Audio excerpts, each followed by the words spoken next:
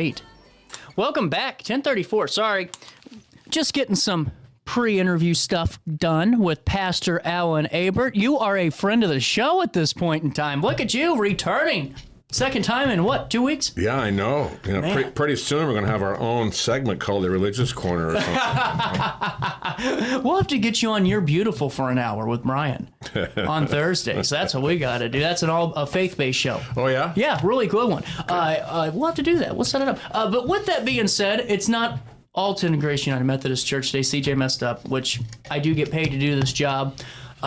You know what I think's funny though about this, Alan? What's that? The fact that, like if you watch network television, they have to do those like really awkward apology notes where they're like, well, this happened, and I don't have to do that here. It's just kind of like, well, Alan's going to beat me up after this. But I was in when I was in college, I was doing what you did. That's right. I do remember you telling me this. And one day I had an accident in the studio, and I let some really bad word out. Oh, and no. Of course, it goes out over the airwaves. And so rather than just let it go, right, being very young, so what I did, I crafted a very wordy, dumb apology. Oh, no. Oh, no. An on-air retraction. Oh, right? no. I had a guy one time, before we talk about this, my first radio job, he did a real estate and vet show. And he asked me on the air one time for his Vicodin. And I have never gotten so many more awkward text messages. I mean, people thought I was a pharmacist, in the nicest way possible. But the holiday season's all about joy and celebration. Yeah. And coming up on Friday, you all can be a part of the 150th commemoration of the building that houses Elsah United Methodist Correct. Church. Yeah. So we were talking, now it wasn't originally Elsah United Methodist, correct? No, that expression came about 60 years ago, roughly. This church evolved out of what I think to be the early settlers in Elsah back in the early 1800s. And what we think is that because there's not a lot of written history here, but in the mid-1830s, the Elsah Methodist Society began to emerge. And in 1859, they built, if you're familiar with Elsah, there's a 2-story red brick home. That was the original parsonage of the church. And so the church used to meet there for 15 years, from 1859 until 1874. Wow. In 1870, prior to 1874, then the current building was built on land that was donated by the founder, General Semple, and so it sits on a natural stone, which is a limestone foundation. The outside of the building, the structure is the same in terms of the sanctuary itself, and that Gothic style it's sitting down there. And the outside of it is the original white oak. Wow. And I know that because in 2017, we had a group in to come in and help us restore the outside of the building. What process did that Clean take? it up. Well, it was 11 people who spent a week. Wow. 2 weeks, I'm sorry.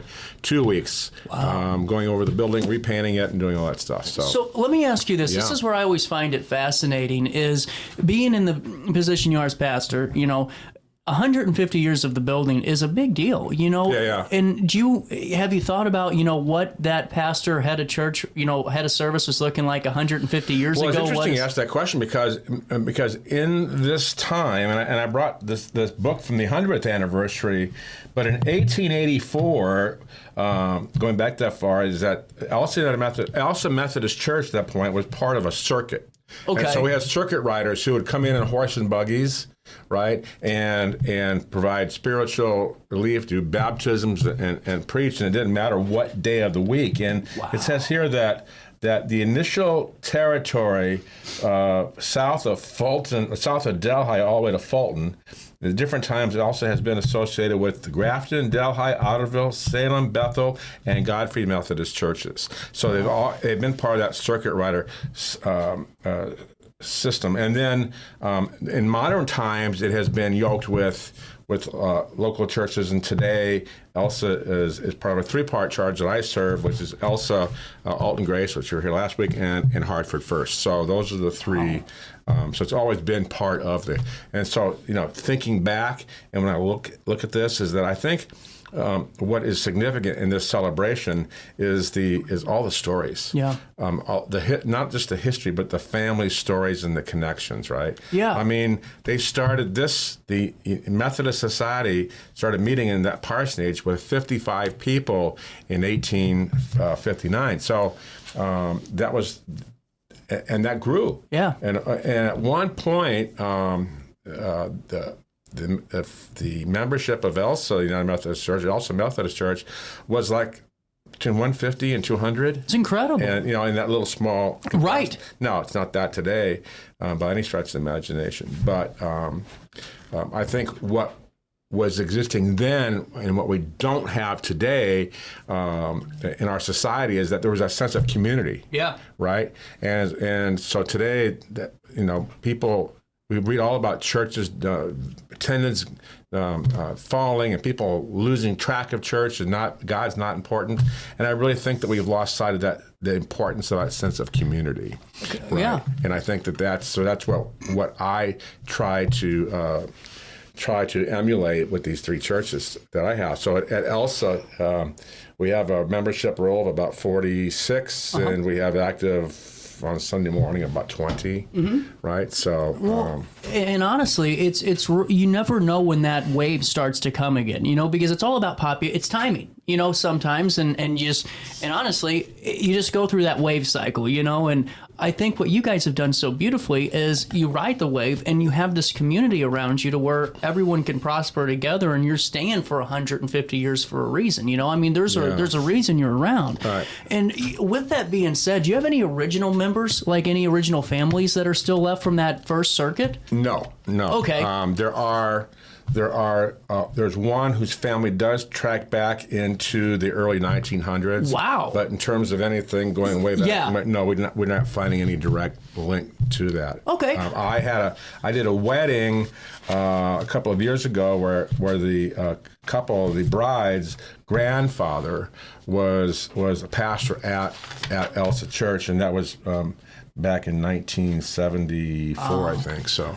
Wow. So there's bits and pieces that go that we find. And now, what's the church or the family talking about right now? What's the thoughts, the sights and sounds, the conversations like ahead of Friday? I don't know so much because some of that has been fragmented. I just know that when we were talking about this about a year ago, that this one particular member said, "Well, keep me posted on what you're doing because I have members of the family who go back, and as we know, into the early 1900s." So I'm sure that there's a little bit of an excitement about the ability to come together and to be reunited with that environment, because the building itself, looks about the same as it did.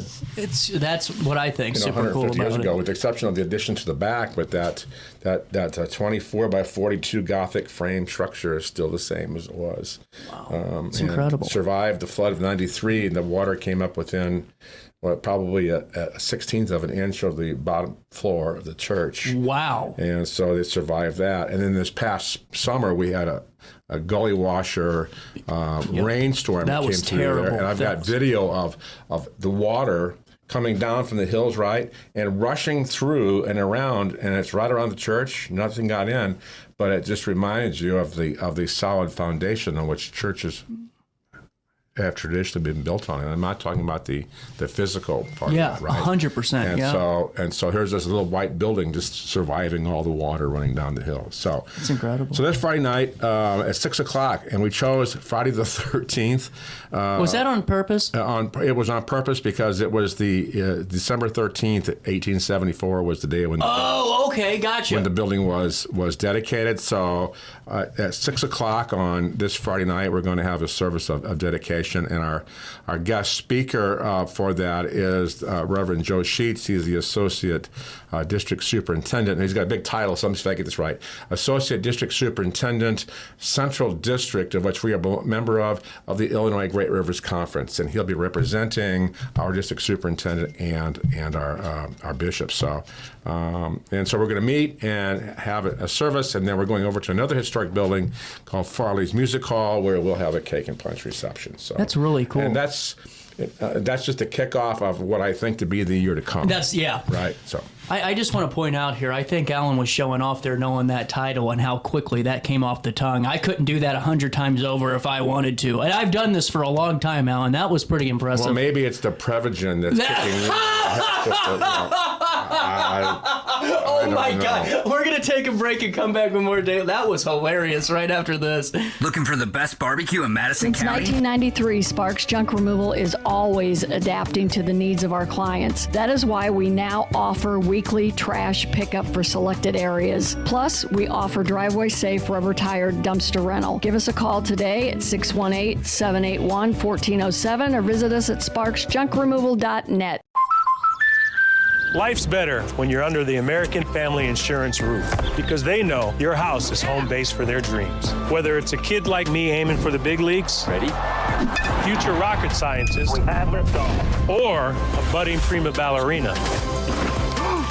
When you feel totally protected, your family's free to pursue their dreams. She's good. Let's go. American Family Insurance. No matter the season, Play It Again Sports in Edwardsville has the gear the athletes need to get in the game. Whether you're shopping for the newest sports equipment or saving money on quality used gear, Play It Again Sports carries what you need to maximize performance to get the most out of every swing, kick, stroke, or shot. We'll even buy your used goods, paying cash on the spot. We carry all the gear for all the sports all year long. We're your hometown sporting goods store. Play It Again Sports, conveniently located at 4 Club Center Court in Edwardsville. Yo, what up? It's Mike Keith, the proud graduate of Lewis and Clark Community College. I got my start in broadcasting and now I work all over the country. I discovered my path in media, but I could have been an electrician. Or I could have been a nurse. Maybe not.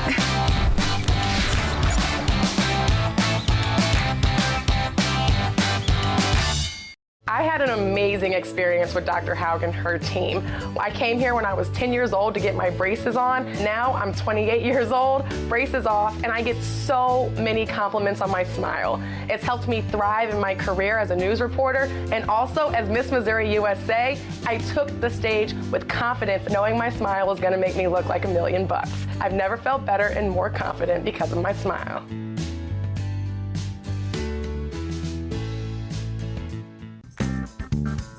Has free checking become a thing of the past? Not if Liberty has anything to say about it.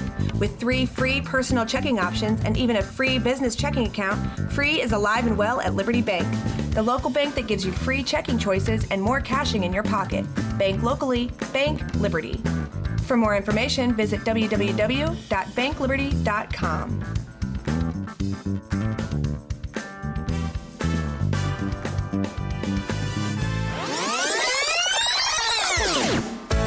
Welcome back to our daily show. Here's CJ. Hear the snow crunch, see the kids bunch. This is Santa's big scene, and above all the bustle, you'll hear silver bells. 10:47. I was just telling Pastor Abert, I said, we're playing Silver Bells from Elvis in the 74 album. This is whenever he was riding high in every way I'm at. And he did great, man. I just love hearing it, Yeah, well, and when last time I was here a couple of weeks ago, we were coming out of Stevie Nicks and Fleetwood Mac. That's right. That's right. You're covering generations, my friend. I just want to bring good music to all generations, Call me a savant. And, there's a lot of other things you can call me. But what you can't call me, I don't know. Pastor Save Me. On Friday, we are celebrating the 150th commemoration of this building. Now, the service is at 6? 6 o'clock. And then how long do you anticipate the service running for? Oh, probably about an hour.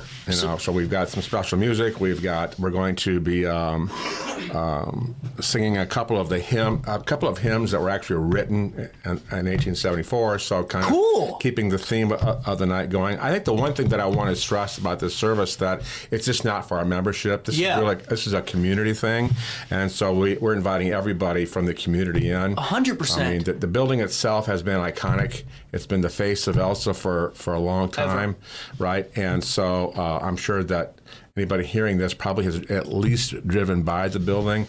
I would venture to say, this is unscientific, that it's the most photographed church in southern Jersey County. I think you could make an argument for that. I think you could make an argument. Even for the RiverBend region, top 5 for sure. Yeah. I mean, and we've seen some great artwork coming back from that. So. You hit a great point there, because it's no different to me than when Notre Dame reopened and you had all these folks from around the world coming. It's not just your specific denomination. This is a celebration. Yeah, know, it's a celebration of community. Yeah, 100%. Right? And of course, Elsah has been a historic community for a long time in the registry. But again, being part of the community, so that's on Friday night. Then on Sunday, and I know Bruce was here a few weeks ago. This is cool. Right. This is so cool. So Sunday at 3 o'clock, the two churches are getting together again for their annual Christmas hymn Amazing. sing. I think it's so cool. And so I was going through this little book, and I've been trying to figure out how long this event has been going on, and we traced it back to 1972. It's incredible. So these two congregations have been coming together on the first or second Sunday of December. And so we're doing that again on the 15th, which makes it, is it cool? Yeah. Seriously. And the fact that it has only been interrupted by COVID for 2 years, we didn't do it, says a lot about the longevity and the importance of it. But so it's going to be a partying weekend. We're really kind of looking forward to it, to be able to say, 150 years, and what's God have in store for us for the next 150? Well, 100% over. And, I think it's so cool that you all do that collaboration, too, with the Christian Science Church. I really do. I think it's such a cool community event. And when you guys were both telling me about it, I wish more churches would do that, because to me, we all have different ways of getting there, but we all kind of, have the same idea in a way. and I'm sure our friends across the street would agree, is that theologically this makes no sense. Right. but then who said it has to, right? Exactly. So again, it's beautiful. It's a part of, and that's what this celebration is Friday. It's a part of who we are as a church in the community, right? 100% over. So. And I think that's so important, is just that point alone, because honestly, that's a cornerstone. I mean, we always say staple, of communities, right. But the church truly is the staple of Elsah. Right. It's now Farley Music Hall, is nice, but when people see Elsah, they see the church first. Well, that's it. And it sits back on that corner, and I mean, obviously the scenery. I mean, the setting is what people are seeing, especially when they come. We probably will do 10 to 12 weddings next year. Really? Oh yeah. Wow. And so, how cool would that be to be married on the 150th year? Well, that's kind of, thank you very much. You can make that into a 30-second video for me, and we'll put that up there. How cool would it be, right? So we have people from all over the Riverbend who've been coming to that place forever to get married, and so we're really pleased with that. Do you have a special message for Friday? Are you working on something over there? No, the message that the Reverend Joe Sheets will be preaching is from Psalm 46, which is one that I've adopted at all through the churches, and that's so the title of his sermon is "Be Still and Know That I'm God."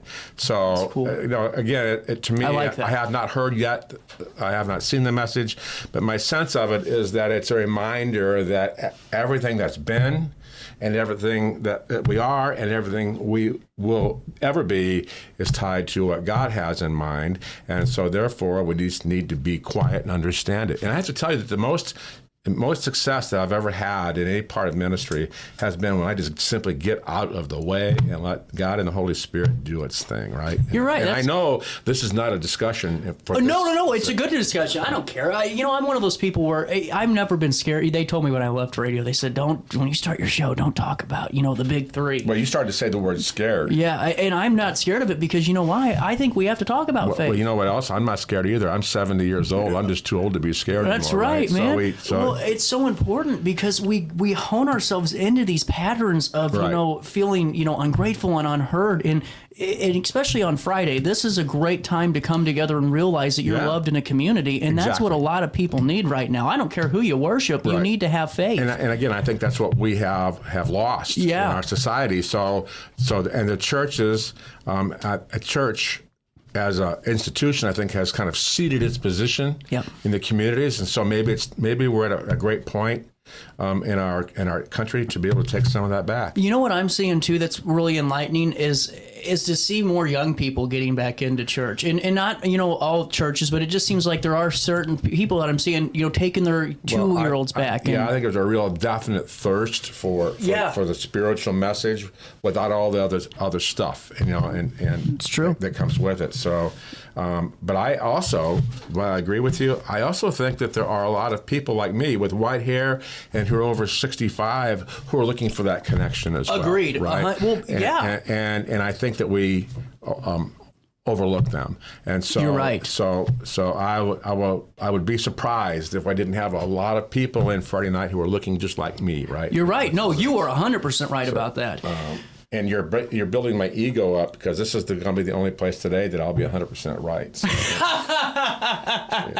Well, before I let you go, what are you doing for the holidays? What's the Christmas season look like for the Abert family? Well, Christmas season for my family is that we traditionally have family get together on Christmas Eve, and then we kind of travel around for Christmas Day a little bit. So I kind of tend to think that would be, and that's really kind of nice because it's laid back. Because at the churches, as you and I talked about a couple weeks ago, the schedule is hyper warp speed right now, right? Yeah. So I mean, this week I have, not including churches, I have 4 events over 7 days. Wow. So So now I need, not only do I need my Prevagen, but I need my vitamin B12 to keep me going. But it's all really worth it. So we'll have a big party on Friday, another one on Sunday, and then we'll launch ourselves through the rest of the holiday season. Now, what time do you need us there on Friday again? I need you there in your seats at about 5:50, and we'll start precisely at 6 o'clock. And by 7 o'clock, you'll be walking down the street. And the village, by the way, is also decorated really, really nice. It is. It really is, so folks can make that little short walk from the church over to Farley's and enjoy it. With that being said, we'll link everything in a write-up on RiverBender.com. At 10:56, we'll take a quick break. You know who else needs church right now, Pastor? Who? Just look at the screen. These folks. Hang up your pretty stockings. In Las Vegas. Delight. Santa Claus is coming